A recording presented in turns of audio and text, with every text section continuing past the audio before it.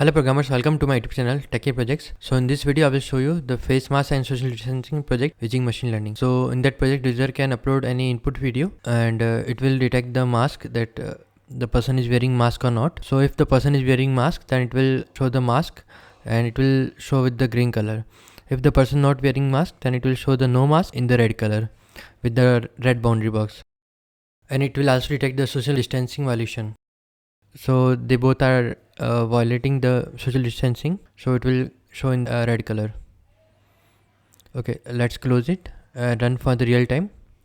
So open the terminal cmd, then enter the python file, python space file name .py, and it will take time, and open the home page.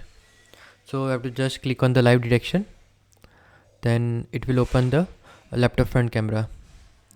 Okay, in that it will detect the person is wearing mask or not.